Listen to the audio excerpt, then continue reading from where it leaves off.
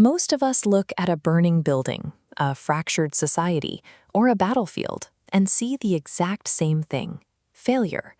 We assume that when things fall apart, the system has broken down.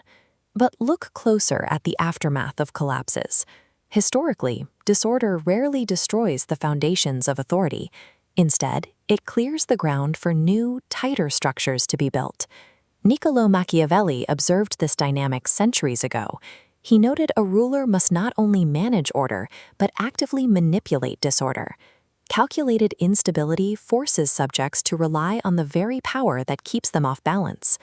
Thomas Hobbes took this a step further.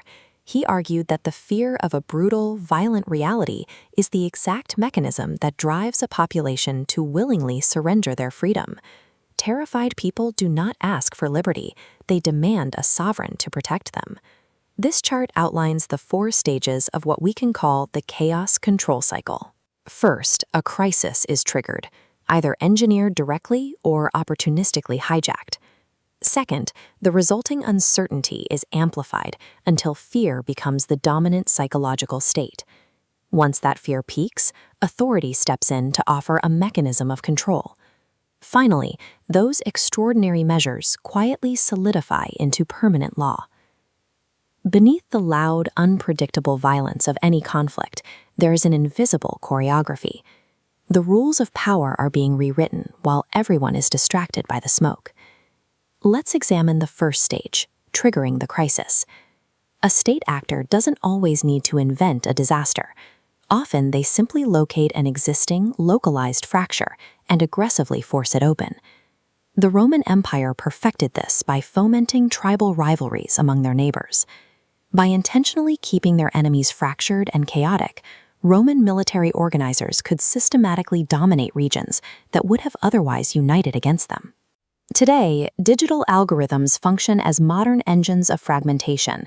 They map our societal fault lines and actively push opposing groups into conflict, ensuring the public remains too divided to challenge the platforms or the institutions regulating them. Once a population is divided, the system must escalate to the second stage, amplifying fear. Fear overrides rational resistance. It makes the surrender of personal liberty feel like a logical, necessary trade for physical or economic security. During the Cold War, superpowers used proxy conflicts to sustain this exact psychological state on a global scale. By fighting indirect, localized wars, they maintained a perpetual, low-boil terror of nuclear annihilation, keeping their own populations tightly aligned with the state. We see the same mechanism applied through screens.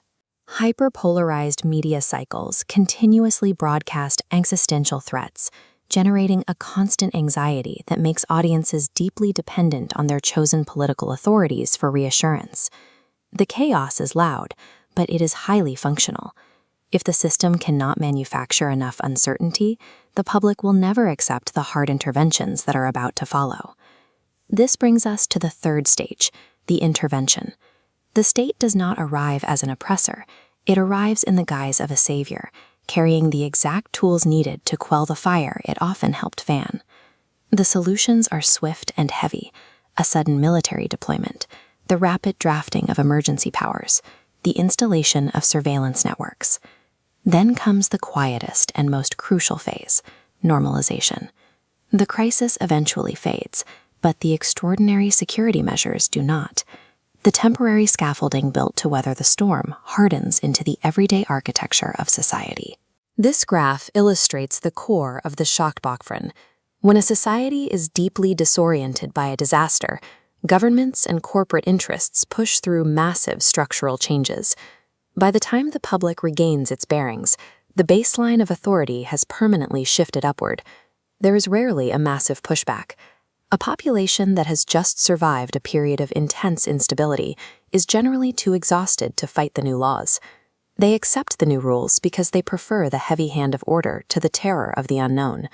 The objective of the intervention is never simply to solve the emergency. The true metric of a successful cycle is how much new institutional power remains after the dust settles.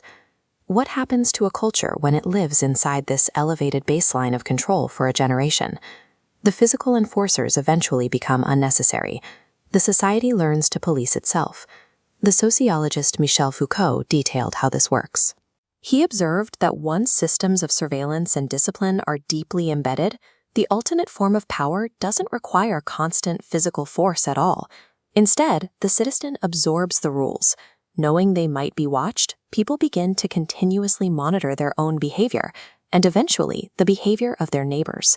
The prison walls are moved inside the mind. We see the perfection of this model in our digital spaces. Algorithmic curation and information warfare subtly dictate the boundaries of acceptable thought. The system doesn't need to force compliance. It simply filters reality until compliance feels like the only logical choice. This creates the illusion of disorder.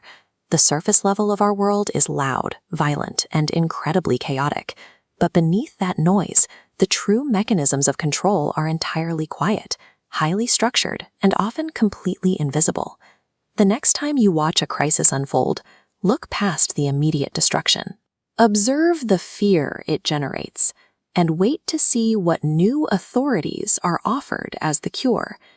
The storms we navigate are fierce, but you must ask yourself, is the wind truly random, or is someone directing the weather?